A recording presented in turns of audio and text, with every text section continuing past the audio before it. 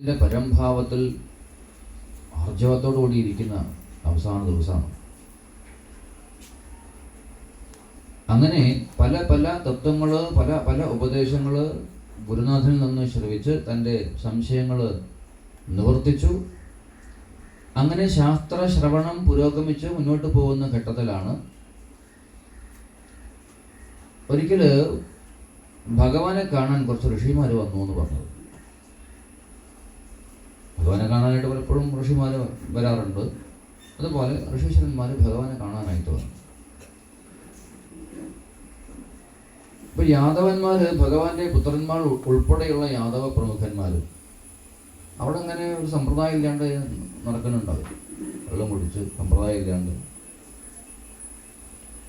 അപ്പൊ അങ്ങനെ അവര് ഈ താടിക്കാരന്മാരെ, ഋഷീശ്വരന്മാരെ കണ്ടപ്പോൾ അവർക്ക് തോന്നി, എന്താ ഇപ്പോൾ ഇവരുടെയൊക്കെ കഥ, അവർ കുറെ കാലമായല്ലോ അങ്ങനെ നടക്കണോ, എന്താ ഇപ്പോൾ ഇവരെ കൊണ്ടൊക്കെ ഗുണം, കുറെ താടിക്കാരന്മാരുണ്ടല്ലോ അങ്ങനെ നടക്കണത്, കുറെ കാവ്യം ചുറ്റി, രുദ്രാക്ഷം ചുറ്റി, ഇതിന് ആർക്കും ഉപകാരമാണ്, ഇങ്ങനെ കുറെ എണ്ണം നടക്കുന്നുണ്ട്, എന്താ ഇപ്പോൾ ഇവരുടെയൊക്കെ കഥ, ഇവരൊക്കെ ഒരു പാഠം പഠിപ്പിക്കട്ടെ, നാട്ടുകാരുടെ മുമ്പിൽ ഇവരുടെയൊക്കെ ഈ പൊള്ളയായ ഇവരുടെ ഈ സ്വഭാവം കാണിക്കണം. നമ്മളൊക്കെ അല്ലേ യോഗ്യന്മാര് അല്ലേ, ഭൂമിക്ക് ഉപകാരമുള്ളതല്ലേ, ചോദിച്ചല്ലേ ഏതോർത്താൽ നിങ്ങൾ ഈ ഇതുകൊണ്ട് എന്തുണ്ടാക്കി, ഫാന് കണ്ടുപിടിച്ചത് ആരാ, ലൈറ്റ് കണ്ടുപിടിച്ചത് ആരാ, നിങ്ങൾ ആരെന്തെങ്കിലും നമുക്ക് ഉപകാരം ഉണ്ടാക്കിയിട്ടുണ്ടോ?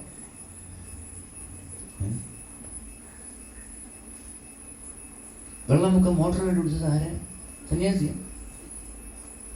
ബൾബ് വെളിച്ചം നമുക്ക് വെളിച്ചം കിട്ടണല്ലേ, സന്യാസി പോലും അത് കണ്ടിട്ടില്ല, വായിക്കണം. ആരാ കണ്ടുപിടിച്ചത്? സന്യാസി. അതിനൊരു അഹങ്കാരം നമുക്കിങ്ങനെ വരുമല്ലേ. അതാണ് സന്യാസിക്ക് അതിനല്ല പണി നല്ല ഈ പൊട്ടണം അറിയും. ബൾബ് ഉണ്ടാക്കലും ലൈറ്റ് ഉണ്ടാക്കലാണ് സന്യാസിയുടെ പണി. സന്യാസിയുടെ പണി നാട്ടിൽ വെളിച്ചുണ്ടായി കൊടുക്കല, സന്യാസിയുടെ പണി വെളിച്ചുണ്ടായി കൊടുക്കലാണ്. അത് നിങ്ങൾ ഉദ്ദേശിച്ച വെളിച്ചല്ല, അത് കെടാത്ത വെളിച്ചം. അത് പോയാൽ യന്ത്രത്തെ അടിക്കണം, പെട്രോൾ തീർന്നാൽ അത് ഓഫാവും. അങ്ങനെ പ്രത്യേകിച്ച് അങ്ങനെ ഒരു ഇന്ധനമില്ലാതെ നിത്യം ജ്വലിക്കുന്ന ഒരു പ്രകാശം ഉണ്ടാക്കുന്ന ഗുരുവാണ്. അത് മനസ്സിലാക്കാൻ കുറച്ച് വെളിച്ചം ആദ്യം വേണം, അതേ മനസ്സിലാവുള്ളൂ. അതുകൊണ്ട് നമുക്ക് ഈ അഹങ്കാരം തലയിൽ കയറുമ്പോൾ, അജ്ഞാനം വരുമ്പോൾ ഇവരൊക്കെ വേസ്റ്റാണെന്നും ഞങ്ങളാണ് ലോകത്തിന് സംഭാവനകൾ നൽകിയതെന്നുള്ള അഹങ്കാരമൊക്കെ അങ്ങോട്ട് വരും. എന്ത് ചെയ്യാനത് നിവർത്തുന്നില്ല. ഈ മനുഷ്യൻ കണ്ടുപിടിച്ച സകല സാങ്കേതിക വിദ്യകൾക്കൊന്നും തൻ്റെ മരണഭയത്തെ ജയിക്കാൻ സാധിക്കില്ല എന്ന് അവൻ മനസ്സിലാക്കി 2 കൊല്ലം കൊണ്ട്. 2 കൊല്ലം കൊണ്ട് അവൻ മനസ്സിലാക്കി, മനുഷ്യൻ കണ്ടെത്തിയ സാങ്കേതിക വിദ്യകളൊന്നും എന്നെ പ്ലാസ്റ്റിക് കവറിൽ പൊതിഞ്ഞ് അച്ഛൻ കാണാതെ അമ്മ കാണാതെ ഏതോ കുഴിയിൽ തള്ളുന്നത് കണ്ടപ്പോൾ അവന് മനസ്സിലായി, ചിലപ്പോ ഈ സാങ്കേതിക വിദ്യയൊക്കെ വെറുതെയാണ്. നാരായണ നാരായണ നാരായണ നാരായണ. അതുകൊണ്ട് പണ്ടേ ഋഷി ആ പണിക്ക് പോയില്ല. കാറ്റ് വെള്ളം മരത്തിന് ചോട്ട് പോയിരുന്നോളം പറഞ്ഞു. ഫാൻ ഉണ്ടാക്കലല്ല എൻ്റെ പണി. ആരുടെ? ഋഷിയുടെ. വെളിച്ചം കിട്ടണമെങ്കിൽ പകലിറങ്ങി നടക്കടാ. ബൾബുണ്ടാക്കലല്ല ഋഷിയുടെ പണി. ഋഷിയുടെ പണി അകത്തിരിക്കുന്ന അന്ധത നീക്കലാണ്. ഋഷിയുടെ പണി അകത്ത് എന്നും ശീതളിമ ഉണ്ടാക്കലാണ്. അവിടെ പുറത്ത് ഇത് ഉണ്ടാക്കി തരാനൊക്കെ ഏതാൾക്കും പറ്റും. ഋഷി അതിനല്ല വന്നത്. പറഞ്ഞ മനസ്സിലാവുണ്ടോ അറിയില്ല. അതുകൊണ്ട് ചിലതൊക്കെ പറഞ്ഞ് അഹങ്കരിച്ച്, ഞാനുണ്ടോ വലിയ കേമത്വം പറഞ്ഞു, നിന്റെ വായ അടപ്പിച്ചില്ലേ, മുട്ടിച്ചില്ലേ, ഉത്തരമുണ്ടോ? നിനക്കൊന്നും ഉത്തരമില്ല. ആർക്ക് ഈ ജാതി ചോദിക്കണമെന്ന് ഉത്തരമൊന്നുമില്ല. അവിടെ സംശയമുള്ളവർ വേണമെങ്കിൽ ഉത്തരം പറയും. അഹങ്കാരികൾക്ക് മറുപടി ഇല്ല. അഹങ്കാരികൾക്ക് ഒരിക്കലും ഋഷിമാർ ഒരിക്കലും ഒരിടത്തും മറുപടി കൊടുത്തിട്ടില്ല. നീ നിന്റെ അഹങ്കാരം കൊണ്ട് നടക്ക് എന്നേ പറയൂ. നല്ലത് തന്നെയാ, ഒന്നും മോശമെന്ന് പറഞ്ഞിട്ടില്ല. ഏത് സാങ്കേതിക വിദ്യല്ലേ, വൈദഗ്ധ്യങ്ങളൊന്നും മോശമൊന്നുമല്ല, ഒക്കെ നല്ലത് തന്നെയാണ്. പക്ഷെ അഹങ്കാരം വേണ്ടെന്ന്. ഋഷിമാർ അതിനല്ല, അവർ വേറെ അതിനേക്കാൾ ഉപരിയായ സത്യത്തെ കാണാനായി, സത്യത്തെ അറിഞ്ഞ് അതിലേക്ക് പ്രവേശിച്ചവരാണ്. നമ്മൾ ഈ നിസ്സാര വസ്തുവകകളൊക്കെ കണ്ടെത്തിയിട്ട് അവരെ വിലയിരുത്താൻ പോരുത്. ഇപ്പം ഇങ്ങനെയൊക്കെ ഉണ്ടാവും. അത് ഇന്നും അന്നും എന്നും ഉണ്ട് അല്ലേ. അതുകൊണ്ട് ഈ യാദവന്മാർക്ക് തോന്നി, എന്താ ഈ കാഷായം ചുറ്റി ഇവർ കുറേ ആൾക്കാർ നടക്കണ്ടല്ലോ, എന്താ ഇവരെ കൊണ്ടൊരു ഗുണം, കള്ളു കുടിച്ച് തലക്കി കയറിയപ്പോൾ വെളിവില്ലേണ്ടി ഉണ്ടല്ലോ അങ്ങനെ പറയണം. അപ്പോൾ അവർ നമുക്ക് വരുന്ന ഒരു പാഠം പഠിപ്പിക്കണ്ടേ, ഇവരുടെ ഈ പൂച്ച പുറത്ത് അടിക്കണ്ടേ, അങ്ങനെ ഉണ്ടല്ലേ. ഒന്നിനും കൊള്ളില്ല, ഇവർ വെറുതെ ഈ തിന്നാനായിട്ട് നടക്കുന്നവരാണെന്ന് നമുക്ക് കാണിക്കണ്ടേ. അപ്പോൾ ഒരു സാമ്പനെ പിടിച്ചിട്ട് സാമ്പനോട് പറഞ്ഞിട്ടോ നമുക്ക് നിന്നൊരു സ്ത്രീ വേഷം കെട്ടിക്കട്ടെ. ഒരു സ്ത്രീ വേഷം കെട്ടിച്ചു. വയറ്റത്തൊരു തുണിയൊക്കെ വെച്ച് ഗർഭിണിയാണ് രീതി കുറച്ച് തുണിയൊക്കെ അധികം കൊണ്ടുവന്ന് ഇവിടുന്ന് സംഘടിപ്പിച്ച് ഒക്കെ ചുറ്റി തല വഴിക്ക് തുണിയൊക്കെ ഇട്ടിട്ട് നിർത്തി. ഉത്തരേന്ത്യയിലുള്ള ആൾക്കാരല്ലേ, സ്ത്രീ വേഷം കെട്ടിക്കാൻ എളുപ്പാ, കാരണം മുഖമൊക്കെ മൂടില്ല അല്ലേ. നമ്മളിവിടെ നാട്ടിലാണ് കുറച്ച് പ്രയാസം. കാരണം ചില സ്ത്രീ തല പുറത്തി പിടിച്ച് ആരാ എന്താ ചോദിക്കണം. അവിടെ അങ്ങനെയല്ല, അവിടെ തലയൊന്നും പുറത്തേക്കൊന്നുമില്ല, മൂടുപടം എന്ന് പറയും. അത് മറ്റേ മുസ്ലിങ്ങൾക്ക് മാത്രമല്ല, ഹിന്ദുക്കൾക്കും പണ്ടേ ഉള്ളതാണ് മൂടുപടം, മുഖം അങ്ങനെ മറയ്ക്കാന്നുള്ളത്. അത് ഓരോ ദിക്കിലെ ആചാരം. അപ്പം ഞങ്ങളത് ചെയ്യണമെന്ന് വെച്ച് കഴിഞ്ഞാൽ അത് നല്ല ചെയ്യണ്ട. മാത്രമല്ല ക്ലീൻ ഷേവ് ആയിരിക്കും അവിടെ ആൾക്കാർ, മിക്കവാറും ആൾക്കാർ. അതുകൊണ്ട് സ്ത്രീ വേഷം കെട്ടിക്കാൻ വലിയ പ്രയാസമൊന്നുമില്ല. അപ്പം അതുകൊണ്ട് സാമ്പന വേഷം കെട്ടിച്ചു. ഋഷിമാരും ഭഗവാനെ കണ്ട് തൊഴുതെന്തൊക്കെ കുറച്ച് കാര്യങ്ങളൊക്കെ സംസാരിച്ചു. വളരെ ഗൗരവമുള്ള വിഷയങ്ങൾ സംസാരിച്ച് അവർ പുറത്തേക്ക് ഇറങ്ങി വരുമ്പോഴാണ് ഈ ചങ്ങാതിമാർ, അവർക്ക് ഒരു പണി തന്നെ ചെയ്ത പണി കേട്ടോ. അവർ ഋഷിമാർ അതെ ഋഷിമാരെ ഞങ്ങൾക്കൊരു കാര്യം ചോദിക്കാനുണ്ട്. അപ്പോൾ അവർ ചോദിച്ചെന്താ, അതെ ഇവള് ഇന്നോ നാളെയായിട്ട് പ്രസവിക്കുമ്പോൾ ആൺകുട്ടിയാണോ പ്രസവിക്കുക അല്ലെ പെൺകുട്ടിയാണോ പ്രസവിക്കുക? അപ്പോൾ ഇവര് നോക്കിയിട്ട് പറയും, ഇവള് നിങ്ങളുടെ കുലത്തിന് കീർത്തി ഉണ്ടാക്കുന്ന യശസ്വിയായ ദീർഘായുഷ്മാനായ നിങ്ങൾക്ക് ഇല്ലേ പിന്നെ പരീക്ഷത്തിന് ശേഷം അല്ലെങ്കിൽ എന്താ ഇല്ലേ വലിയ യോഗ്യനായിട്ടും കീർത്തിമാനായ നിങ്ങളുടെ കുലത്തിന് അഭിമാനം ഉണ്ടാക്കുന്ന ഒരു പുത്രന് ജന്മം നൽകുന്ന പറയുമ്പോൾ അവർക്ക് കല്ലെടുത്ത് തന്നു. പോടെ വിടുന്നു, ഞങ്ങൾ വേഷം കടിച്ച് നിർത്തിയപ്പോഴാണ് നിന്റെയൊക്കെ ഈ സ്വഭാവം കാണിക്കാനാണോ എന്ന് പറയാൻ വേണ്ടിയിട്ടാണ് അവരിതൊക്കെ ചെയ്തുണ്ടാക്കിയത്. ഋഷിമാരെടുത്ത കളി, അവര് വരാൻ പോകുന്നതും ഒക്കെ കാണുന്ന കൂട്ടരാണ്. അവര് ചോദിച്ചു, ഇത് ഇന്നോ നാളെയായിട്ട് പ്രസവിക്കും, ആൺകുട്ടിയാണോ പ്രസവിക്കുക പെൺകുട്ടിയാണോ പ്രസവിക്കുക? ചോദ്യം തന്നെ അവരെ കട അല്ലേ. ഇന്നോ നാളെ പ്രസവിക്കുന്ന നാളെ അറിഞ്ഞാൽ പോരെ, ഇത്ര ശ്വാസം മുട്ടലുണ്ടോ? അപ്പോൾ ഋഷിമാർ അടിമടി നോക്കിയിട്ട് പറഞ്ഞു, ഇവളെന്താ പ്രസവിക്കുന്നത് നിങ്ങൾക്ക് അറിയേണ്ടത്? മുസലം കുലനാശനം, നിങ്ങളുടെ കുലം നശിപ്പിക്കാമെന്ന് ഒരു ഒലയ്ക്ക പ്രസവിക്കും ഇവള്. പോരെ, ഒരു മുണ്ടും മണിക്ക് കുത്തിപ്പോയി. അടികാരി ഇതത് ഋഷിമാര് നേരുമ്പോക്ക് അവരെ പരിഹസിക്കാൻ വേണ്ടിയിട്ടേ, അവരെ നാണം കെടുത്താൻ വേണ്ടിയിട്ട് ചെയ്ത പണിയാണ്. അവർ പറഞ്ഞു, ഇവളൊരു ഒലയ്ക്ക പ്രസവിക്കും, നിങ്ങളുടെ കുലം നശിപ്പിക്കാമെന്നൊരു ഒലയ്ക്ക. അതിനുശേഷം നമ്മളൊക്കെ ദേഷ്യം പിടിച്ചു കഴിഞ്ഞാൽ പറയുന്നത് ഒലയ്ക്ക അല്ലേ. അവിടെ എന്തെങ്കിലും പറഞ്ഞിട്ട് കേട്ടിട്ടില്ലേ, എന്താ പറഞ്ഞത് ഒലയ്ക്ക, അതായത് നീ നശിച്ചു പോട്ടെ എന്താ അതിൻ്റെ അത് അർത്ഥം വേറെ ഉണ്ട്. അങ്ങനെ ഇപ്പൊ പിന്നെ വേറെ മാറ്റിയെടുത്ത് എങ്ങനെ പോലെ ഇതാക്കിയില്ലേ, അതെന്താന്ന് എനിക്കറിയില്ല. ഒലയ്ക്കല് അത് ഇവിടുന്ന് വന്നതാവാൻ സാധ്യത അല്ലേ മാമി? അപ്പോ പഠിച്ചു ഋഷിമാരുടെ ആ ഭാവം കൂടെ കണ്ടപ്പോഴേ അവരാകെ പേടിച്ചു. അവർ കളികാരി സാമ്പനാകെ പറിക്കാൻ തുടങ്ങി. അപ്പോൾ ചില കൂട്ടർ പറഞ്ഞു, ഞാൻ അപ്പോഴേ പറഞ്ഞല്ലേ വേണ്ടാത്ത നിൽക്കണ്ട ഇപ്പം ഈ ശാപം വാങ്ങി വെച്ചേ. അവര് വേഗം സാമ്പന്റെ തുണി കഴിച്ചപ്പോൾ അതാ വീട്ടു പടപട സാധനം നോക്കും, ഇതത് വലിക്കാം, പെട്ടെന്ന് പ്രസവിച്ചു. ഹോസ്പിറ്റലിൽ കൊണ്ടുപോകാൻ പറ്റില്ല. പെട്ടെന്ന് ആ തുണിയുടെ അഴിച്ചപ്പോഴേ പെട്ടെന്ന് ഒരു ഒലയ്ക്കാനായിട്ട് ഒരു സാധനം കൊണ്ട് പടപടന്ന് നോക്കുമ്പോൾ ഒലയ്ക്കുക. ഭഗവാന്റെ അടുത്ത് പോയിട്ട് പറയാൻ പറ്റൂ, അച്ഛാ പെട്ടെന്ന് ഉണ്ടായതാ, അറിയിക്കാൻ പറ്റിയില്ല, ഒലയ്ക്ക പ്രസവിച്ചു എന്ന് പറയാൻ പറ്റുമോ? ഇവര് വേഗം രാജാവിൻ്റെ അടുത്തേക്ക് നിന്നു. രാജാവിൻ്റെ അടുത്ത് വന്നിട്ട് രാജാവിനോട് പറഞ്ഞു, രാജാവ് എങ്ങനെ ഒരു അബദ്ധം പറ്റിപ്പോയി, ഋഷിമാരെ ശപിച്ചു, എന്തുണ്ടായി ചോദിച്ചു. അത് ഞങ്ങൾ ഇങ്ങനെ നേരമ്പൊക്കെ ചെയ്തതായിരുന്നു, അവരെ ഒന്ന് കളിയാക്കാൻ വേണ്ടി ചെയ്തായിരുന്നു. അവർ ശപിച്ചു, ഒരു ഒലയ്ക്ക, ഈ കുലം നശിപ്പിക്കാൻ വന്ന ഒരു ഒലയ്ക്ക പ്രസവിക്കുന്നു പറഞ്ഞ് ശപിച്ചു. നോക്കുമ്പോൾ ഒരു ഒലയ്ക്ക കിട്ടി. രാജാവ് തലയെ കൈവച്ചിട്ട് ആ കസേരയിൽ ഇരുന്ന് പോയി. എന്താ കാരണം? താനും അതിൽ പെട്ടു. എന്താത് ഈ മൊത്തം ഈ യാദവ കുലം സമൂലം ഒരൊറ്റ ഒന്ന് പോലും ശേഷിക്കാതെ ഒക്കെ നശിച്ചു പോകുന്നുള്ള ശാപം കിട്ടിയത്. രാജാവിന് ആകെപ്പെടെ വയ്യാണ്ട് തല കറങ്ങണോ വെച്ചാൽ എല്ലാം പോവുകയാണേ. ഋഷിമാരുടെ ശാപം എന്തായാലും പോവില്ലല്ലോ. ഋഷിമാർ ശപിച്ചു കഴിഞ്ഞാൽ ഈ കുലം മുഴുവൻ നശിപ്പിക്കാനുള്ള ശാപം വാങ്ങിയില്ലേ. അദ്ദേഹം ഏതാണ്ട് കുറച്ചു നേരം മണ്ണാണ്ട് ഇരുന്നിട്ട് അവർ തല തട്ടി നിൽക്കുക. അദ്ദേഹം പറഞ്ഞു, ഇവിടെ ദുഷ്ടന്മാരെ, നിങ്ങൾക്ക് വേറെ ഒരു പണിയില്ലാഞ്ഞിട്ടാണ് നിങ്ങളത് ചെയ്തു കൂട്ടിയത്. നമ്മുടെ നാട്ടിലുണ്ട് കേട്ടോ അങ്ങനെ കുറേ എണ്ണം. ഒരു പണിക്കും പോവാണ്ട് ഈ പീഡിയത്തൊണ്ണയിൽ ഇങ്ങനെ നിരങ്ങി നടക്കണ കുറേ ഉണ്ട്. കഞ്ചാവും വലിച്ചു കയറ്റി, അല്ലെങ്കിൽ കള്ളും വലിച്ചു കയറ്റി, അല്ലെങ്കിൽ മറ്റേ സാധനം എന്താ ഒരു പൊടി പോലെ എന്തോ സാധനം അതും തിരികെ കയറ്റി, ഈ ഇങ്ങനെ നാട്ടിനും ഉപദ്രവമില്ല, വീടിനും ഉപദ്രവമില്ലാണ്ട് കുറേ എണ്ണുണ്ട്. ഇങ്ങനെ ഇവറ്റകളാണ് നാട്ടിൽ ഈ കലാപങ്ങൾ മുഴുവൻ ഉണ്ടാക്കണതേ. നേരാവണ്ണം രാവിലെ എണീറ്റ് പുള്ളി കഴിഞ്ഞ് അമ്പലത്തിൽ പോയി തൊഴുത് വന്ന് വീട്ടിലെ ഭക്ഷണം കഴിച്ച് പണിക്ക് പോയി, അവിടെ പണിയെടുത്ത് അത് കഴിഞ്ഞ് വൈകുന്നേരം വീട്ടിലേക്കുള്ള സാധനം വാങ്ങി വന്ന് കുട്ടികളെ കഴിപ്പിച്ച് കഞ്ഞി കുടിച്ച് കിടന്നുറങ്ങണമെന്ന് നാട്ടിൽ വേണ്ടത് നേരം ഉണ്ടാവുമോ? നേരം ഉണ്ടാവില്ല. ഈ തോന്നിയാസായിട്ട് നടക്കുന്ന ഒരു പണിയില്ലാണ്ട് ഒരു പണിക്കും പോയി നടക്കുന്ന കുറെ നിപറ്റകളാണ് നാടിന്റെ ശാപം. അതും പറഞ്ഞ് ഇതും പറഞ്ഞ് ഓരോ പ്രശ്നങ്ങൾ ഉണ്ടാക്കി, കലാപങ്ങൾ ഉണ്ടാക്കി. മിക്കവാറും കല്ലുടിക്കാൻ ശേഷിയില്ലാത്തവന്റെ കാര്യം പിന്നെ പോട്ടെ, അവൻ കുടിച്ചിട്ട് ഒരു ഭാഗത്തോടെ കിടക്കും. അവിടെ കിടന്നിട്ട് അവൻ പറയും ആരായിട്ട് അല്ലേ, അങ്ങനെ ഉണ്ട്. എൻ്റെ അടുത്തേക്ക് വന്നാൽ ചവിട്ടി ഞാൻ കൊല്ലുന്നു.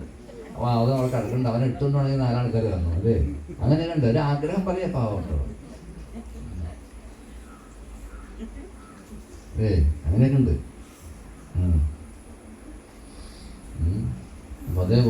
അപ്പൊ അതുപോലെ ഈ രാജാവ് പറഞ്ഞൊരു കാര്യം ചെയ്ത് നിങ്ങൾ ഒരു പണിയിലാണ് ചെയ്തല്ലേ, അതുകൊണ്ട് ആ ഒലക്ക മുഴുവൻ രാഗി രാഗി രാഗി രാഗി പൊടിച്ചിട്ടേ ആ പൊടിയാക്കിയിട്ട് ആ കടലിൽ കൊണ്ടേ കളഞ്ഞോളൂ. എല്ലാവരും പണിയെടുത്തോളൂ, ഒരു പണിയില്ലാണ്ട് ചെയ്തല്ലേ, എനിക്കേണ്ട പണി.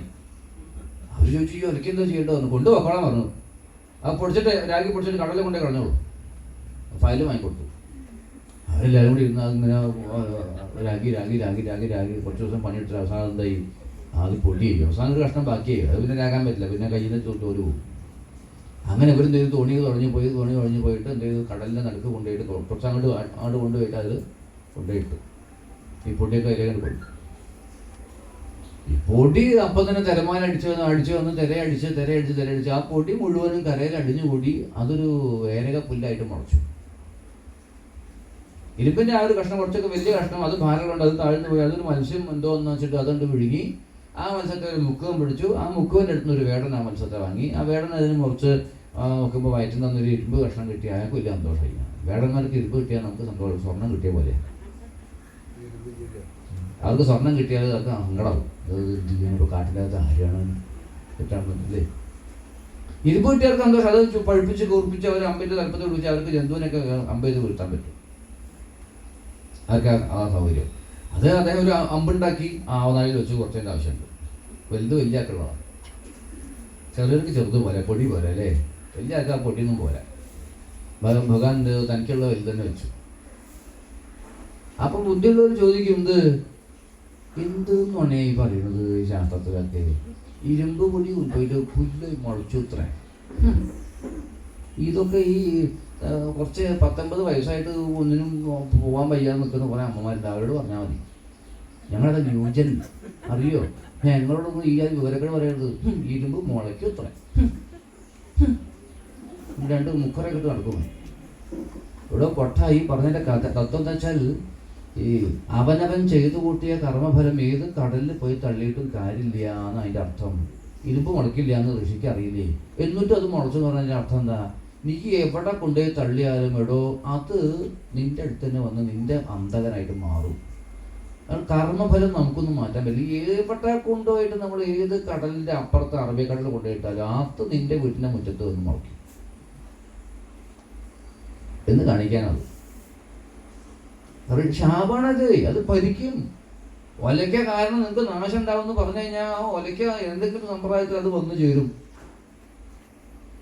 മനസ്സിലായിക്കോളൂ. അത് നിങ്ങൾ എന്ത് കവടി നിരത്തി, എന്ത് പ്രശ്നം പരിഹാരം കണ്ട് എന്ത് പരിഹാരം ചെയ്തിട്ട് കാര്യമില്ല, അത് സൈക്കിൾ വിളിച്ചു വരും ഉറപ്പ്. മനസ്സിലായില്ലേ? അതാണ്. അപ്പോ നമ്മുടെ ഉദ്ധവൻ ഈ വിവരമാണ്. ഭഗവാന്റെ ഭക്തനായ, ഭഗവാന്റെ ഭക്തന്മാരിൽ പ്രമുഖനായ ഉദ്ധവൻ ഈ വിവരം അറിഞ്ഞു.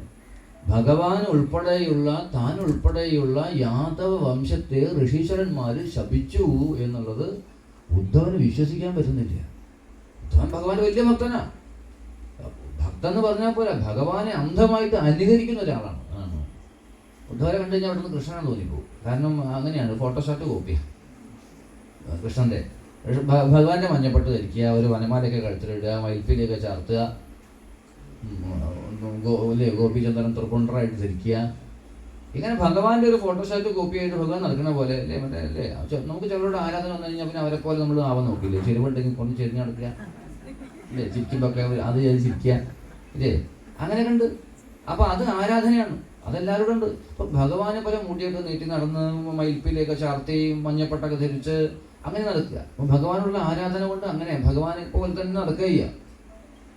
ഭഗവാൻ ആവാനുള്ള ഇഷ്ടം കൊണ്ടേ ചില ആൾക്കാർ നമുക്ക് ആരാധന വന്നു കഴിഞ്ഞാൽ അവരെപ്പോലെയൊക്കെ ആവാൻ നോക്കുന്നതാണ്. സിനിമാടിമാരൊക്കെ അങ്ങനെയാണെങ്കിൽ ചില ആൾക്കാർക്ക് സിനിമ നടിമാർ ഇഷ്ടം വന്നു കഴിഞ്ഞാൽ ചിലപ്പോൾ കുട്ടികളൊക്കെ കണ്ടിട്ടില്ല, അങ്ങനെയൊക്കെ വലിപ്പം കുറേ തുണിയൊക്കെ എവിടെയെങ്കിലും സംഘടിപ്പിച്ച് കൊണ്ടുവന്നിട്ടൊക്കെ അതേപോലെ ജീവിക്കാൻ ഉടുത്ത് നടക്കാനൊക്കെ നോക്കാണ്ടിട്ടില്ല. ഈ കുറഞ്ഞ തുണി എവിടെ നിന്ന് കിട്ടാൻ അന്വേഷിച്ചത് അങ്ങനെ ഉണ്ടോ? അങ്ങനെയാണ്.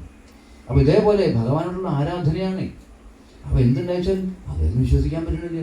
കാരണം ഭഗവാന്റെ പ്രഭാവം എന്തെന്ന് അറിയുന്ന ആളാണല്ലോ. ഋഷിമാരെ വന്ന് കണ്ട് എപ്പോഴും വന്ന് നമസ്കരിച്ച് ഭഗവാന്റെ ആശീർവാദം വാങ്ങിപ്പോകുന്ന ഋഷിമാര് ഭഗവാൻ ഉൾപ്പെടെയുള്ള യാദവ വംശത്തെ ശപിക്കുകയെ അങ്ങനെ വരാൻ വഴിയില്ല. അദ്ദേഹത്തിന് ആകെ ഞെട്ടിപ്പോയി. അദ്ദേഹം വിവരം അറിഞ്ഞ ഉടനെ അദ്ദേഹം ഭഗവാന്റെ അടുത്തേക്ക് ഓടി വന്നു. ഭഗവാന്റെ കാലത്തിൽ കൊണ്ട് ഒറ്റ നമസ്കാരം. ദേവദേവേശ യോഗേശ പുണ്യശ്രവണ കീർത്തന സംഹൃത്തേതൽ കുലം നൂനം ലോകം സന്ദക്ഷതേ ഭവാൻ വിപ്രശാപം സമർത്ഥോ വിപ്രത്യഹന്നയതീശ്വരഃ. ഭഗവാന് യോഗേശ, ദേവദേവേശ, യോഗേശ, പുണ്യശ്രവണ കീർത്തന. ഞാൻ കേട്ടതൊക്കെ സത്യ. എന്താ ഭഗവാനെ ഞാൻ ഈ കേട്ടത്? അങ്ങേ ഉൾപ്പെടെയുള്ള യാദവ വംശത്തെ ഋഷിമാർ ശപിക്കേ. അങ്ങനെ വലിയ ഋഷീശ്വരന്മാർ അങ്ങയുടെ ആശീർവാദം വാങ്ങി അങ്ങയുടെ തൃപ്പാദങ്ങളെ ആശ്രയിച്ച് എന്നും അവരവരുടെ ജന്മം സഫലമാക്കുന്നവരാണ്. അങ്ങയുടെ പ്രഭാവം അറിയാത്ത ഋഷിമാരില്ലല്ലോ. അങ്ങയുടെ ദിവസം വന്നെങ്കിൽ അങ്ങയുടെ പാദങ്ങളെ വന്ന് നമസ്കരിച്ച് അവരവരുടെ തപസ്സിന് വീര്യമുണ്ടാക്കുന്ന മഹാത്മാക്കളല്ലേ. ഏതൊരു ഭഗവത് തത്വത്തെ, ഏതൊരു മഹിമയെ പ്രാപിക്കാനാണോ സർവ്വ ഋഷിമാരും ഉദയം മുതൽക്ക് പരിശ്രമിക്കുന്നത്, അവരങ്ങ് ഉൾപ്പെടെയുള്ള യാദവ വംശത്തെ ശപിക്കേ. അങ്ങനെ വരില്ല. ഇനി അഥവാ ഋഷിമാർക്ക് എന്തെങ്കിലും ക്രോധം കൊണ്ടോ ഇന്ദ്രിയ നിയന്ത്രണം വരാതെ വന്നപ്പോഴോ ശപിച്ചു എന്ന് വിചാരിക്കുക, അങ്ങനെ വന്നതെന്ന് വിചാരിക്കുക, അജ്ഞാനം കൊണ്ട് സംഭവിച്ചായിരിക്കുക. ആ ഋഷിമാരുടെ ശാപത്തെ ഇല്ലാതാക്കാനുള്ള സാമർഥ്യം അങ്ങേക്കുണ്ട്. ആ ശാപത്തെ നിർവീര്യമാക്കാനുള്ള ശക്തി അങ്ങേക്കുണ്ട്. എന്നിട്ടും വിപ്രശാപം സമർത്ഥോ വിപ്രത്യഹന്ന. ആ വിപ്രന്മാരുടെ ഋഷിമാരുടെ ശാപത്തെ ഇല്ലായ്മ ചെയ്യാനുള്ള സാമർഥ്യം അങ്ങേക്ക് ഉണ്ടായിട്ടും അങ്ങ് അതിനെ തടഞ്ഞില്ല. അപ്പൊ എനിക്കൊരു കാര്യം മനസ്സിലായി ഭഗവാനെ, എനിക്കൊരു കാര്യം മനസ്സിലായി. എന്താത്? ഇത് അങ്ങും ഋഷിമാരും തമ്മിലുള്ള എന്തോ ഒരു പദ്ധതിയാണെന്ന് എനിക്ക് മനസ്സിലായി. അല്ലാതെ ഋഷിമാർ അങ്ങേ ഉൾപ്പെടെ യാദവന്മാരെ ആശപിക്കില്ല. ഇത് അങ്ങും ഋഷിമാരും തമ്മിൽ ഉണ്ടാക്കിയ എന്തോ ഒരു ഉടമ്പടിയാണ്. അല്ലാതെ ചെയ്യില്ല, അല്ലാതെ ചെയ്യില്ല. അല്ലാതെ ഋഷിമാർക്ക് അല്ല, അവർ ചെയ്യില്ല അത്. അപ്പൊ എനിക്കൊരു കാര്യം കൂടി മനസ്സിലായത്, അങ്ങ് അങ്ങയുടെ അവതാര ഉദ്ദേശമൊക്കെ പൂർത്തിയാക്കി. അങ്ങ് എന്തിനു ഭൂമിയിൽ അവതരിച്ചുവോ അതൊക്കെ ഏതാണ്ട് പൂർത്തിയാക്കി. അങ്ങ് ശരീരം ഉപേക്ഷിക്കാൻ പോവുകയാണെന്ന് എനിക്ക് മനസ്സിലായി. അങ്ങയുടെ ജന്മം വരവിന്റെ ഉദ്ദേശം പൂർത്തിയാക്കി ഏതാണ്ട്. ഇനി കുറച്ച് ദുഷ്ടന്മാര് അവശേഷിക്കുന്നത് എവിടെയാ? കുറച്ചല്ല, കുറച്ചധികം ശേഷിക്കുന്നത് എവിടെയാ? തൻ്റെ വംശത്തിലാണ്. ആ വംശത്തെ കൂടെ തീർത്തിട്ട് വേണം പോവാൻ എന്ന് തീർച്ചയാക്കിയിട്ടുണ്ട്. അതുകൊണ്ടാണ് അല്ലേ പണ്ട് ഗാന്ധാരിയമ്മയെ കൊണ്ട് ശപിപ്പിക്കേണ്ടായിട്ടുണ്ട് ഈ യാദവംശത്തിന്. കുരുക്ഷേത്ര യുദ്ധം കഴിഞ്ഞപ്പോൾ ഗാന്ധാരിയമ്മയ്ക്ക് ഒരു മോഹം.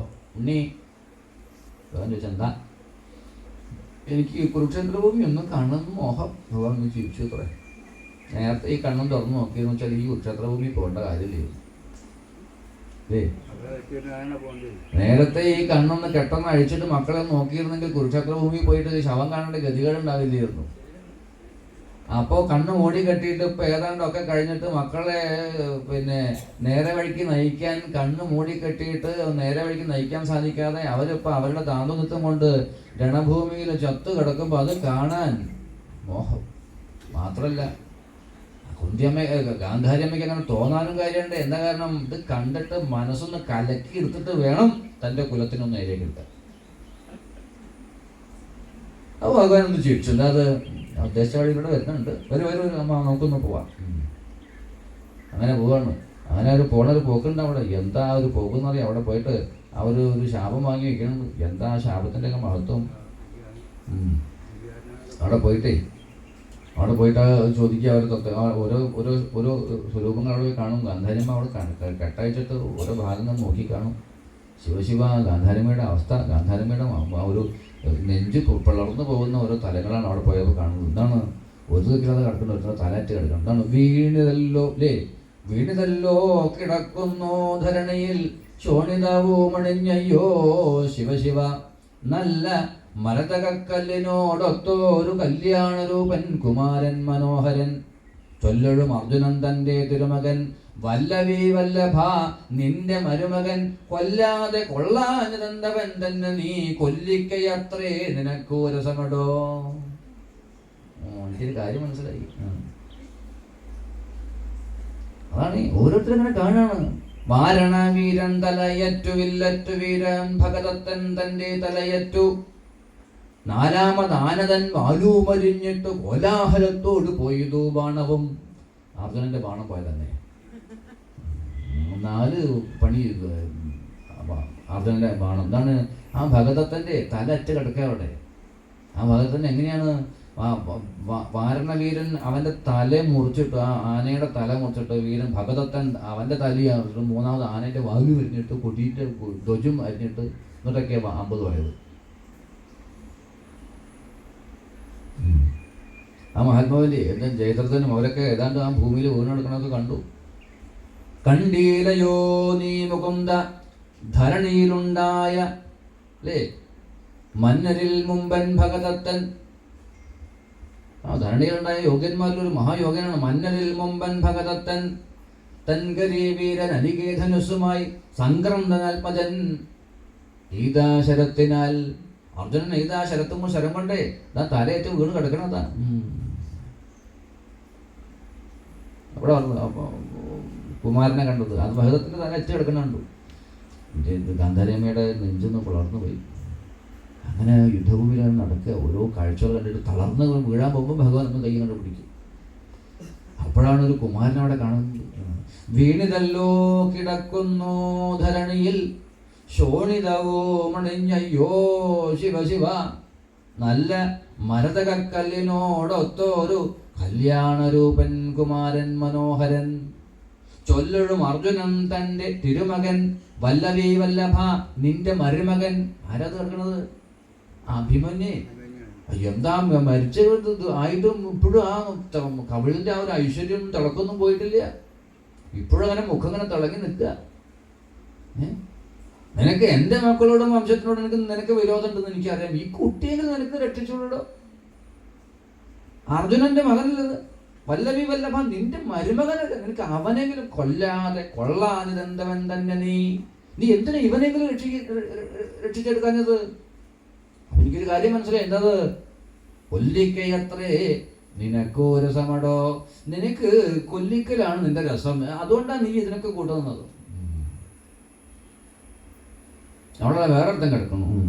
അയ്യോ പുനരത് അങ്ങേ പുറത്തിത മെയ്യഴകുള്ള ദുശാസനൻ മകൻ. ഇത് കണ്ടപ്പോഴേക്കും നമ്മുടെ അമ്മയുടെ ഏതാണ്ട് അവസ്ഥയൊക്കെ പോയി.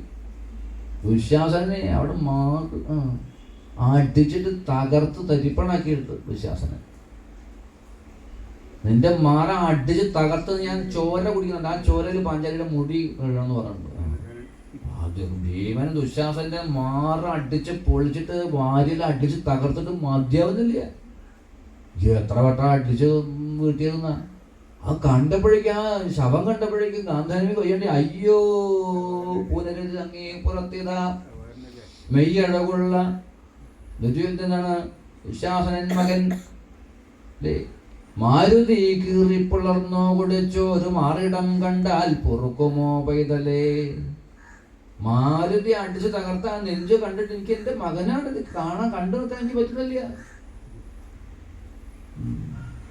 അപ്പുറത്തെ വേറൊന്ന് കണ്ടു, തൻ്റെ മകനെ കർണനെ കണ്ടു. കവിൾത്തടം ഗണ്ഡസ്ഥലമതാ പിന്നെയും മിന്നുന്നു എന്നൊക്കെ പറയും. അത് കണ്ടിട്ട് അവസാനം തൻ്റെ മകനെ കാണണം. ഉണ്ണീ മകനെ ദുര്യോധന തവ പൊന്നിൻ കിരീടവും ഭൂഷണജാലവും കുംഭർഗോന്നത്തോരു വമ്പും പ്രതാപവും ഗംഭീരമായോരു ഭാവവും ഭംഗിയും.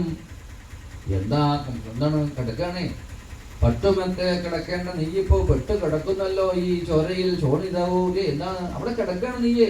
എന്താ അതൊക്കെ കൂടെ കണ്ടപ്പോഴേക്കും നമ്മുടെ ഗാന്ധാരമ്മയ്ക്ക് തീരെ സഹിക്കാൻ ചെയ്യും. ഗാന്ധാരമ്മയുടെ എല്ലാ നിലയും പോയി. ഗാന്ധാരമ്മ തിരിഞ്ഞു നിന്ന് ഭഗവാനെ നേരെ നോക്കിയിട്ട് പറഞ്ഞു, അല്ലേ ഒരു പാങ്ങായി നിന്ന് നിനക്ക് ആരോടും ഒരു പക്ഷമില്ല, നിനക്ക് ആരോടും സ്നേഹമില്ല, എനിക്ക് മനസ്സിലായി. നീ 2 വർഷത്തിന്റെ ഇടയിൽ നിന്നിട്ട് നീ 2 കൂട്ടരും തമ്മിൽ തല്ലിച്ച് നീ രസിക്കായിരുന്നു, എനിക്ക് മനസ്സിലായി.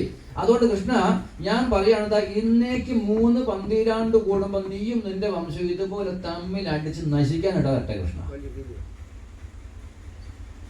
ഭഗവാൻ പറഞ്ഞു, പോവല്ലേ പോവല്ലേ നീ ഇപ്പൊ കൂടെ അന്നേരം പറഞ്ഞു പോവാന്ന്. എന്നാ വരുക കൈ കുടിച്ചു നടന്നു പോന്നു.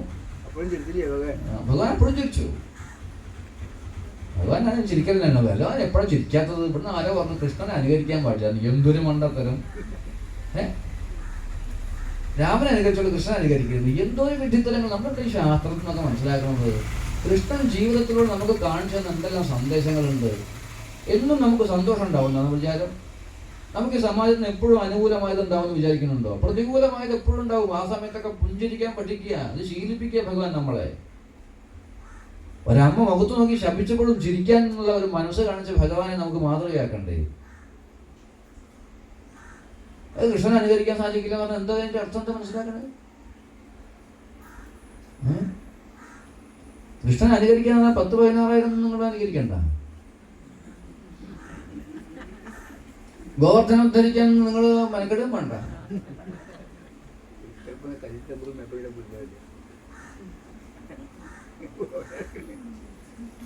പക്ഷെ ഭഗവാൻ ജീവിക്കാൻ പഠിപ്പിച്ചിട്ടുണ്ട് നമ്മളെ.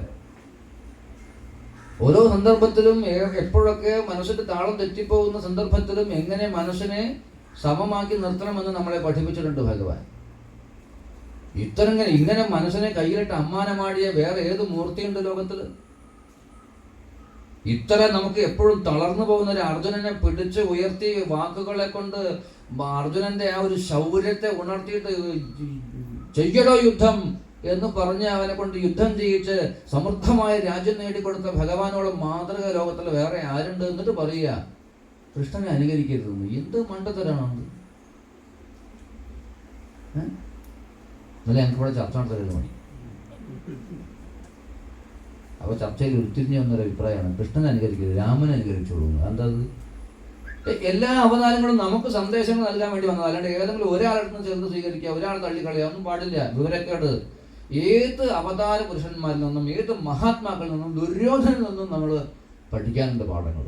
അവരൊക്കെ നമുക്ക് ഉപദേശം തരാൻ വേണ്ടി വന്നവരാണ്. ദുര്യോധനും രാവണനും കുംഭകർണനും ഒക്കെ അവരുടെയൊക്കെ ജീവിതം കണ്ട് ഞാൻ പറഞ്ഞില്ലേ, പുരാണ ഇതിഹാസങ്ങൾ കണ്ണാടിയാണ്. നമുക്ക് നമ്മളിലേക്ക് തിരിച്ചു പിടിക്കാനുള്ള കണ്ണാടിയാണ്. അതിൽ ഇത്രയും ഉദാത്തമായൊരു ജീവിത ദർശനം നമുക്ക് മുമ്പിൽ കാണിച്ചു തന്ന ഒരാളെ നമ്മൾ ഇങ്ങനെ പറഞ്ഞ് മാറ്റി നിർത്തിയാൽ പിന്നെ എന്താ ഉണ്ടാകുക? വേണം പോയില്ലേ കാര്യം? അതുകൊണ്ട് ഗാന്ധാരിയമ്മ ശാപം കൊടുത്തു, ഭഗവാൻ പോന്നു. പക്ഷെ ഇപ്പം 3 മന്ദിരാണ്ട് പൂർത്തിയായി. ഭഗവാൻ തോന്നി ആ പഴയ ശാപത്തിന് അത്ര വീര്യം പോരാൻ തോന്നുന്നു. ഗാന്ധാരിയമ്മയുടെ തപസ്സിന് അത്ര വീര്യം പോരാ, ഋഷിമാരുടെ അത്ര പോരാ. കാലങ്ങൾ കഴിഞ്ഞപ്പോൾ അതിന് ചെറിയൊരു ബലക്ഷയം സംഭവിച്ചുവോ എന്നൊരു ഭഗവാന് സംശയം.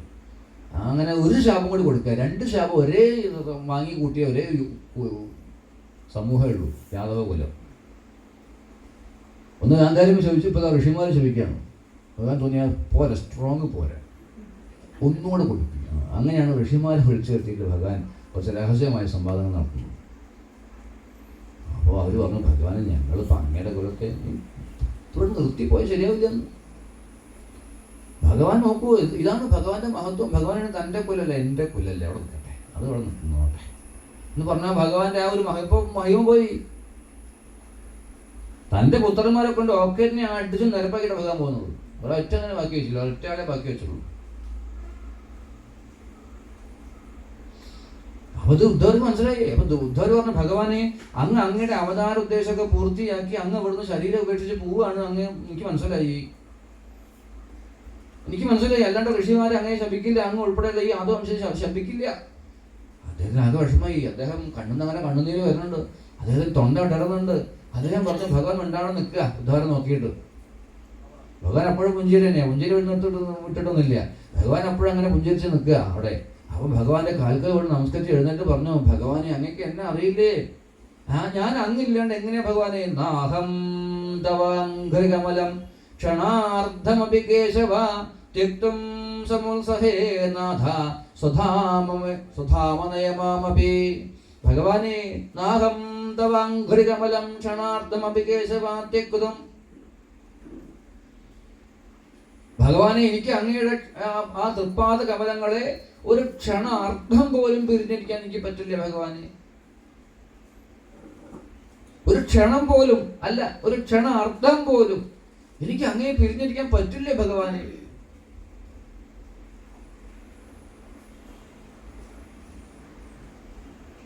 ഏഴു ദിവസം ഭാഗവതം കേട്ട് ഭഗവാന്റെ ചിന്തകളായിട്ട് കഴിഞ്ഞു കൂടിയ ആളുകൾക്ക് ഇന്നിപ്പോൾ സപ്താഹം കഴിയാന്ന് പറയുമ്പോഴേക്കും മുഖത്തൊരു പ്രസാദമൊന്നുമില്ല അല്ലേ? എല്ലാവർക്കും ഒരു തമാശ പറഞ്ഞിട്ടും അല്ലേ? അതെന്താ ആ മനസ്സിൽ വരുന്നത് ഇപ്പൊ കഴിയാൻ പോവല്ലേ എന്നുള്ളൊരു വിഷമാണ്. അപ്പൊ ഭഗവാന്റെ കൂടെ നേരിട്ട് കൂടെ നടന്ന് ഭഗവാനെ കണ്ടും തൊട്ടും നടന്നും ശീലങ്ങളല്ലേ നേടിയുള്ള ഒരു മഹാത്മാവിന്റെ അവസ്ഥ ഒന്ന് ആലോചിച്ച് നോക്കണം. ഭഗവാൻ എന്താ കഴിയാണെന്നുള്ള ആ ഈ ഒരു ഭഗവാന്റെ മഹിമ തന്റെ മുമ്പിൽ ഇതുവരെ ഉണ്ടായിരുന്നത് ഇതാ കഴിയാണെന്നുള്ളത് പോവാണേ, മനസ്സിലാക്കാണേ.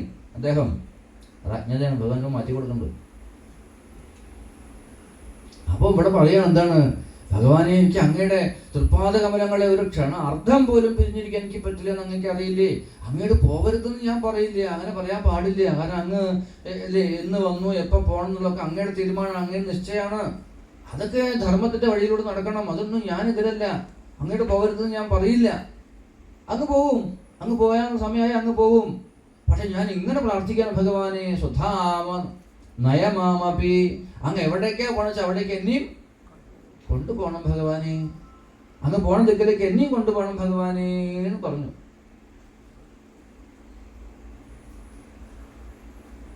ഈ ഗംഭീരമായിട്ടൊരു വർത്തമാനം പറഞ്ഞപ്പോൾ ഭഗവാൻ ഉദ്ധവരെ അതുവരെ വളരെ പുഞ്ചിരിയോടുകൂടി നിന്നിരുന്ന ഭഗവാൻ പെട്ടെന്നൊന്ന് ഭാവം മാറ്റി. ഭഗവാൻ പെട്ടെന്നൊന്ന് ഭാവം മാറ്റിയിട്ട് ഭഗവാൻ പറഞ്ഞു, സാധ്യല്ല ഉദ്ധവ, സാധ്യല്ല ഉദ്ധവ, നീ എന്താ കരുതിയത്? അവിടെ പറയേണ്ടത് എന്താണ്? ശയ്യാസനാടന സ്ഥാനസ്നാന ക്രീഡാശനാദിഷു, ഭഗവാനെ അങ്ങയുടെ ഊണിലും ഉറക്കത്തിലും ഒക്കെ അങ്ങയെ കണ്ടുകൊണ്ടിരിക്കുന്ന ഒരാളാണ് ഞാൻ. അങ്ങ് അഴിച്ചു വെച്ച മഞ്ഞപ്പട്ടാണ് ഞാൻ ധരിച്ചത്, അങ്ങ് അഴിച്ചു വെച്ച വനമാലയാണ് ഞാൻ ചാർത്തുന്നത്, അങ്ങ് ഊരി വെച്ച മയിൽപ്പീലിയാണ് ഞാൻ ചാർത്തി നടക്കുന്നത്. ഇങ്ങനെ അങ്ങയുടെ ഒരു നിഴല് പോലെ അങ്ങയെ അനുകരിച്ച് നടക്കണം ഞാൻ. അങ്ങ് പെട്ടെന്ന് ഇവിടുന്ന് ഇല്ലാണ്ട് പോയാൽ ഞാൻ എന്ത് ചെയ്യും ഭഗവാനെ? അങ്ങ് കഴിച്ചതിന്റെ ബാക്കി ഉച്ചിഷ്ടമാണ് ഞാൻ കഴിക്കുന്നത്. ഭഗവാൻ കഴിച്ചതിന്റെ എച്ചിലാണ് ആര് കഴിക്കുക? ഉദ്ധവർ കഴിക്കുക. നമ്മളൊക്കെ ഭഗവാൻ ഉച്ചിഷ്ടം കഴിക്കുന്നവരല്ലേ അല്ലേ? അമ്പലത്തിൽ നീന്തും കഴിച്ചിട്ട് അത് വാങ്ങി കഴിക്കണോട്ടല്ലേ, എത്ര മധുരം പ്രസാദമൊക്കെ അല്ലേ? ഭഗവാൻ കഴിച്ചിട്ട് ബാക്കിയാണ് നമ്മൾ കഴിക്കുക. ഇത് നേരിട്ട് കഴിച്ച് ശീലിച്ച ആളാണ് ആ ഉദ്ധവൻ. അതുകൊണ്ട് ഭഗവാനെ ഇനി ഞാൻ എന്ത് ചെയ്യും ഭഗവാനെ? അങ്ങ് എന്താ എന്നെ ഒറ്റയ്ക്കാക്കി പോണത്? എനിക്ക് അങ്ങ് എന്നെയും കൂടെ കൊണ്ടുപോകും ഭഗവാനെ. അപ്പൊ ഭഗവാൻ പറഞ്ഞു, സാധ്യല്ല ഉദ്ധവ, സാധ്യല്ല. നീ എന്ത് കരുതി ഉദ്ധവ? ഭഗവാന്റെ വലിയ ഭക്തനാണ് കേട്ടോ, ഭഗവാന്റെ വലിയ ഭക്തനാണ് ഈ മഹാത്മാ ഉദ്ധവര്. ആ ഉദ്ധവരെ ഭഗവാൻ പറഞ്ഞു, അങ്ങ് പോകുന്നു എന്നെ കൊണ്ടുപോകണേന്ന്. ഭഗവാൻ പറഞ്ഞു, സാധ്യല്ല ഉദ്ധവ, നീ എന്ത് കരുതി ഉദ്ധവ? ഞാൻ അഴിച്ചു വെച്ച മഞ്ഞപ്പട്ടും ഞാൻ അഴിച്ചു വെച്ച വനമാലയും ഞാൻ അഴിച്ചു വെച്ച മയിൽപ്പീലയും ചാർത്തി എന്നെ അനുകരിച്ച് നടന്നാൽ ഭക്തിയാവുന്ന ആരെ പറഞ്ഞു ഉദ്ധവ നിന്നോട്? ഇന്ന് ആദ്യമായിട്ട് വരുന്നവരോട് എനിക്കൊന്നും പറയാനില്ല, ഐ എം വെരി സോറി. ഇന്ന് ആദ്യമായിട്ട് വരുന്നവരോട് ഐ എം വെരി സോറി. നിങ്ങൾ കേട്ടാൽ എന്ത് ധരിക്കുമെന്ന് എനിക്കറിയില്ല. തുടർച്ചയായ ഒരു ശാസ്ത്രം തുടർച്ചയായിട്ട് എനിക്ക് പറയാൻ പറ്റുള്ളൂ. അതുകൊണ്ട് ശാസ്ത്രത്തിന്റെ ഏറ്റവും പരമായ ഉപദേശം അത് ഭാഗവതത്തിന്റെ ശിരസ്സാണ് ഏകാദശം. ഏകാദശം ദ്വാദശം എന്ന് പറയുന്നത് ഭാഗവതത്തിന്റെ ശിരസ്സാണ്, മനസ്സിലാക്കിക്കോട്ടെ. എന്ന് പറഞ്ഞാൽ 12 സ്കന്ധങ്ങളെ ഭഗവാന്റെ സ്വരൂപമായിട്ട് വർണ്ണിക്കുമ്പോൾ അതിൽ ഏകാദശം ദ്വാദശം എന്ന് പറഞ്ഞാൽ ഭഗവാന്റെ ശിരസ്സാണ്. അതിൽ ഏകാദശം ഭഗവാന്റെ മുഖമാണ്. ഭഗവാന്റെ മുഖമാണ് ഏകാദശം. നമ്മളൊരാളെ തിരിച്ചറിയുന്നത് എവിടെ നോക്കിയിട്ടാ? മുഖത്ത് നോക്കിയാൽ നമുക്കൊരാളെ അല്ലേ? അതുകൊണ്ട് ഭഗവാനെ അറിയാനുള്ളത് ഏകാദശമാണ്. ഇവിടെയാണ് ഭഗവാനെ നമ്മൾ തിരിച്ചറിയുന്നത്. എന്താണ് ഭഗവാൻ? ഇവിടെ നമ്മൾ നോക്കാതെ വേറെ നോക്കുക. ബാക്കിയുള്ളതൊക്കെ നമ്മൾ ഏതാണ്ട് വിസ്തരിച്ച് സ്തുതിച്ചിട്ട് ഇവിടെ നമ്മൾ ഏകാദശം ദ്വാദശം കഴിഞ്ഞു, അത് കണ്ട് കാര്യമില്ല. അപ്പോ ഇവിടെ ആ ഭാഗവതത്തിന്റെ ഇത്രയും ദിവസങ്ങളുള്ള ഉപദേശം കഴിഞ്ഞ് ഇവിടെ ഏതാണ്ട് മുറുകിയിട്ടുള്ള ഉപദേശമാണ്. ആ സാരം, വേദസാരം. ഇവിടെ ദാക്ഷിണ്യം ഉണ്ടാവില്ല, പ്രതീക്ഷിക്കരുത്. ഇവിടെ നിങ്ങളെ മയപ്പെടുത്തി നിങ്ങളെ സന്തോഷിപ്പിക്കാനുള്ള ഉപദേശം ഒന്നും ഇവിടെ ഉണ്ടാവില്ല. കാര്യം തുറന്നു പറയും. ഇത്രയും ദിവസം നമ്മളെ രസിപ്പിച്ച് നമ്മളെ കൊണ്ടുവന്ന് മനസ്സിനെ കൊണ്ടുവന്ന് ഇനി ദാക്ഷിണ്യമില്ലാണ്ട് കാര്യം പറയാം. അവർ ഭഗവാൻ പറഞ്ഞു, എന്ത് യുദ്ധവ, എന്നെ അനുകരിച്ച് എന്നെ പോലെ നടന്ന് എന്നെ അനുകരിക്കലാണ് ഭക്തി എന്ന് ആര് പറഞ്ഞു? അനുകരണമാണ് ഭക്തി എന്ന് ആരാ പറഞ്ഞു ഉദ്ധവ? അതുകൊണ്ട് ഞാൻ പോകുന്ന സ്ഥലത്ത് നിന്നെ കൊണ്ടുപോകാൻ സാധിക്കില്ല, സാധ്യല്ല. തന്നിൽ നിന്ന് അന്യമായി ഉപാസിക്കപ്പെടുന്നതൊന്നും ബ്രഹ്മമല്ല. ഉദ്ധവ, നിന്നോട് ആര് പറഞ്ഞു ഈ കാണുന്നത് സത്യമാണെന്ന്? ഉദ്ധവ, ഈ മഞ്ഞപ്പെട്ടും വനമാലയും മയിൽപ്പീലി ചേർത്ത് നിൽക്കുന്ന ഈ ശരീരത്തെ നോക്കിയിട്ട് ഇതാണ് ഈശ്വരൻ എന്ന് കരുതിയിട്ട് നീ മനസ്സിലെത്തി നടന്നാൽ എത്ര അബദ്ധമാണ് ഉദ്ധവ ഇത്. ഉദ്ധവ, ഈ കാണുന്ന ശരീരം സത്യമല്ല ഉദ്ധവ. ടെൻഷനാണോ അവരെ? ഉദ്ധവ, ഇത് കുറച്ചു കഴിഞ്ഞാൽ ഈ ശരീരം ഇല്ലാണ്ടാവും. 7-ാം നാൾ ആവാൻ പോവാണോ?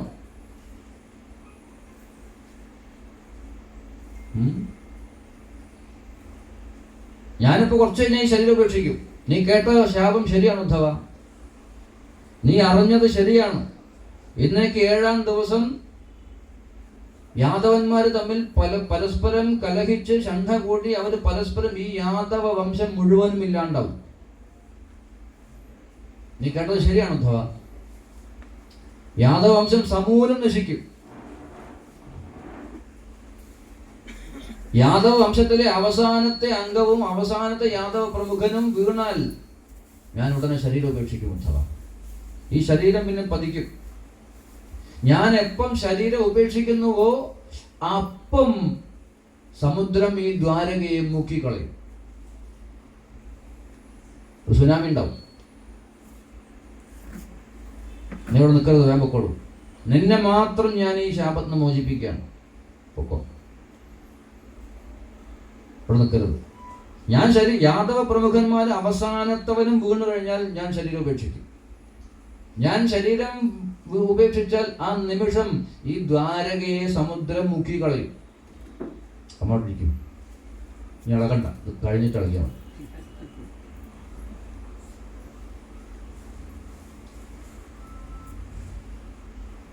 എന്താ കാരണം? ഇത് പണ്ട് സമുദ്രദേവനോട് തത്കാലത്തേക്ക് വാങ്ങി ചെയ്ത കെട്ടിടമാണ്. പണ്ട് ഭഗവാന് ദ്വാരക പണിയാൻ മറ്റേ എഞ്ചിനീയർ വിളിച്ചു. അപ്പോൾ എഞ്ചിനീയർക്ക് പ്ലാനൊക്കെ കാണിച്ചപ്പോൾ എഞ്ചിനീയർ പറഞ്ഞു, ഭഗവാനെ കുറച്ചുകൂടെ സ്ഥലം കിട്ടിയിച്ചാൽ നമുക്ക് കുറച്ചുകൂടെ സൗകര്യങ്ങളായിട്ട് നമുക്ക് ചെയ്യാമായിരുന്നു. നമുക്ക് ഇതൊക്കെ വേണ്ടേ, സൗകര്യങ്ങൾ കുറേ. കൊട്ടാരല്ലേ, ഭഗവാന്റെ കൊട്ടാരം എന്ന് പറഞ്ഞാൽ വലിയ സംഭവമാക്കണ്ടേ. അപ്പോൾ ഭഗവാൻ പറഞ്ഞു, മുന്നോട്ടെടുക്കാൻ സൗകര്യമില്ല ഭഗവാൻ. അപ്പോൾ അങ്ങോട്ട്, അപ്പോൾ അവിടെ കടലല്ലേ, അങ്ങ് വിചാരിച്ചാൽ നമുക്ക് കടലോ വരുന്നതെന്ന് പറഞ്ഞാൽ ആണ് ആവശ്യമില്ല. എത്ര സെൻറ്റ് വേണ്ടി വരും? അപ്പോൾ അദ്ദേഹം പറഞ്ഞു, നമുക്കൊരു കുറച്ച് വേണ്ടി വരും ആണല്ലേ, ഏക്കർ വേണ്ടി വരും. ഭഗവാൻ പോയി ഭരണദേവനെ വിളിച്ചു. ഭരണദേവൻ ഭഗവാന്റെ വിളി കണ്ടപ്പോൾ ഭരണദേവൻ വേഗം വന്നിട്ട് ചോദിച്ചു, എന്താ ഭഗവാൻ, എന്താണോ വിളിച്ചത്? അപ്പോൾ പറഞ്ഞു, ഒരു ബിൽഡിംഗ് ഉണ്ടാക്കാനുള്ള ഉദ്ദേശമുണ്ട്, കുറച്ച് സ്ഥലത്തിൻ്റെ കുറവുണ്ട്. അപ്പോൾ അങ്ങയുടെ ഭാഗത്ത് നിന്ന് കുറച്ച് സ്ഥലം കിട്ടിച്ചാൽ. എന്താ ഭഗവാൻ ഇതൊക്കെ ചോദിക്കണത്? അങ്ങിപ്പോൾ എന്നോട് ചോദിക്കേണ്ട കാര്യം, ഇതൊക്കെ അങ്ങയുടെ അല്ലേ, എല്ലാം അങ്ങയുടെ അല്ലേ. അങ്ങ് ചോദിച്ചു കഴിഞ്ഞാൽ പിന്നെ ഞാൻ എൻ്റെ അങ്ങയ്ക്കല്ല പിന്നെ വേറെ ആർക്കും തരിക, എത്ര വേണ്ടേ? അപ്പോൾ ഭഗവാൻ കുറച്ച് ഒരു 10-200 ഏക്കർ വേണം, അത് മതി ഭഗവാൻ, തൽക്കാലം മതി, പോരെങ്കിൽ ഞാൻ പറയാം. അങ്ങനെ സമുദ്രം ഒന്ന് പിന്നോട്ട് വലിഞ്ഞു കൊടുക്കുക, സ്ഥലം ഏറ്റെടുക്കാൻ. പക്ഷെ ഒരു കണ്ടീഷൻ വെച്ചു ഒരെണ്ണം, കാരണം അങ്ങേടാണതെല്ലാം അല്ലേ. നമ്മളൊരു വീടുണ്ടാക്കി, നമ്മൾ വാടകയ്ക്ക് കൊടുത്തു. വീട്ടിൽ ആ വാടകയ്ക്ക് ആൾക്കാർ താമസിക്കുകയാണ്. അപ്പോൾ നമ്മൾ അതിലെ പോണ വഴിക്ക് നമ്മൾ അവിടെ കയറി, വാടക വാങ്ങാനോ അല്ലെങ്കിൽ എന്തെങ്കിലും നമ്മളവിടെ കയറിയപ്പം നമ്മൾ കോളിംബിൽ അടിച്ചപ്പോൾ അവർ പുറത്തേക്ക് വന്നപ്പോൾ അവർ പറഞ്ഞു ഇരിക്കുന്നു. അപ്പോൾ മുതലാളി വീട്ടിലുള്ള വാടകയ്ക്ക് താമസിക്കുന്ന അവർ പറഞ്ഞു ഇരിക്കുന്നു. അപ്പോൾ മുതലാളി പറഞ്ഞു വേണ്ട, ഞാൻ അവിടെ നിന്നോളാം. അല്ലെങ്കിൽ അയാൾ ചോദിച്ചു, ഞാൻ ഇരുന്നോട്ടെ എന്ന് മുതലാളി ചോദിച്ചു കഴിഞ്ഞാൽ വീട്ടുകാരെന്താ പറയുക, എന്താ അത് നിങ്ങൾ ഇതൊക്കെ നിങ്ങളുടെ വീടല്ല, അത് ഞങ്ങളിവിടെ വാടകയ്ക്ക് താമസിക്കുന്നു, ഇത് ചോദിക്കാൻ വേറെ ഇരിക്കുമെന്ന് എന്ന് പറയില്ലേ. അതേപോലെ ഭഗവാൻ വാടകയ്ക്ക് കൊടുത്തതുപോലെയാണ്. അപ്പോൾ അദ്ദേഹം പറഞ്ഞു, എന്താ ഭഗവാൻ ഇത്, അങ്ങനെയൊക്കെയല്ലാണ്ട് ഞാൻ വേറെ ഇതൊക്കെ തരുന്നത്, ഇതൊക്കെ അങ്ങയുടെ അല്ലേ, എത്ര വെച്ച് ചോദിച്ചോളൂ. പക്ഷെ ഒരു കണ്ടീഷൻ ഉണ്ട് ഭഗവാൻ. എന്താണ്? ഞാൻ അങ്ങയ്ക്കാണ് വിട്ടു തരുന്നത്. അങ്ങ് ഭൂമിയിൽ ഇരിക്കുന്ന സമയത്ത് അങ്ങയ്ക്ക് താമസിക്കാൻ ഞാൻ എത്ര വേണമെങ്കിൽ വിട്ടു തരും. പക്ഷെ അങ്ങ് ശരീരം എപ്പോൾ ഉപേക്ഷിക്കണം അപ്പം ഞാൻ തിരിച്ചെടുക്കും. ഭഗവാൻ പിന്നെ അങ്ങനെ തന്നെയല്ലേ വേണ്ടത്, പിന്നെ വേറെ എന്തിനാണ്? നീ എനിക്ക് തരുന്നു, അത് കഴിഞ്ഞാൽ നീ തിരിച്ചെടുത്തോളൂ.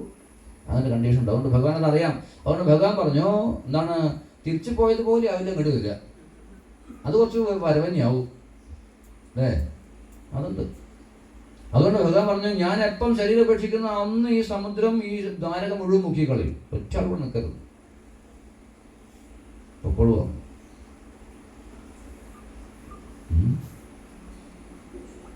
ഭഗവാൻ നീ കേട്ടതൊക്കെ ശരിയാണ് ഉദ്ധവ. ഈ കാണുന്ന ഈ പറയുന്ന ഈ സ്വരൂപം സത്യമാണ് നിന്നോട് ആരാ പറഞ്ഞ ഉദ്ധവ? തന്നിൽ നിന്ന് അന്യമായി ഉപാസിക്കപ്പെടുന്നതൊന്നും ബ്രഹ്മമല്ല. തന്നിൽ നിന്ന് അന്യമായി ഉപാസിക്കപ്പെടുന്നതൊന്നും ഈശ്വരനല്ല. ഞാൻ കൊണ്ട് പറയണം, ദാക്ഷിണ്യം ഇവിടെ പറയുക എന്ന് വന്നു കഴിഞ്ഞാൽ ആകെ പോകും.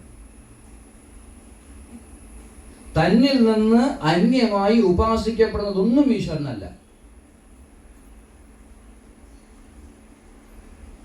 എത്ര കാലം തന്നിൽ നിന്ന് ഭിന്നമായി ഭഗവാനെ അറിയുന്നുവോ, എത്ര കാലം തന്നിൽ നിന്ന് ഭിന്നമായി ഈശ്വരനെ കാണുന്നുവോ അറിയുന്നുവോ, അത്രയും കാലം ഉദ്ധവ ദുഃഖവും ഭയവും പോവില്ല.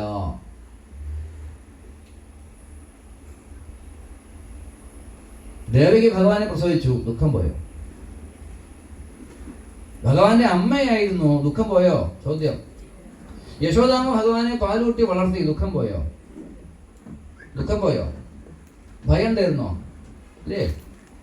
പൂതന വന്നപ്പം ഭയന്നില്ലേ? ചകടാസുരം വന്നപ്പം ഭയന്നില്ലേ? തൃണാവർത്തം വന്നപ്പം ഭയന്നില്ലേ? 2 മരങ്ങൾ കടപുഴകി വന്നപ്പം ഭയന്നില്ലേ? നമ്മുടെ ജീവിതത്തിൽ ഉണ്ടാകുന്നത് പോലെ എല്ലാ ഭയവും ദുഃഖവും വിഷമവും പ്രയാസങ്ങളും ഒക്കെ യശോദമ്മയ്ക്ക് ഉണ്ടായിട്ടില്ലേ? പിന്നെ ഭഗവാൻ മകനായി വന്നുകൊണ്ട് എന്തുകൊണ്ടുണ്ടായത്? ചോദ്യത്തിന് ഉത്തരം തന്നോളണം. നിങ്ങളെന്ത് കേമത്വം ഭക്തി എന്ന് പറഞ്ഞ് ഇരുന്ന് കരഞ്ഞോട്ടൊന്നും കാര്യമില്ലേ, ചോദ്യത്തിന് ഉത്തരം തന്നോളണം. ഭഗവാൻ പുത്രനായി വന്നിട്ടും ഒരു സാധാരണ അമ്മയ്ക്ക് ഉണ്ടാവുന്ന വേവലാതിയും ആവലാതിയും വിഷമങ്ങളും ആകുലതകളും ഭയങ്ങളും ഒക്കെ ഉണ്ടായിരുന്നു യശോദമ്മയ്ക്ക്, ഇല്ലേ? പിന്നെന്താ കാര്യം, എന്താ ഗുണം? കാരണം ഭഗവാൻ അപ്പുറത്തിരിക്കണു, അമ്മ അപ്പുറത്തിരിക്കണു. തന്നിൽ നിന്ന് ഭിന്നമായി എത്ര കാലം ഈശ്വരനെ കാണുന്നുവോ അത്ര കാലവും ദുഃഖവും ഭയവും പോവില്ല.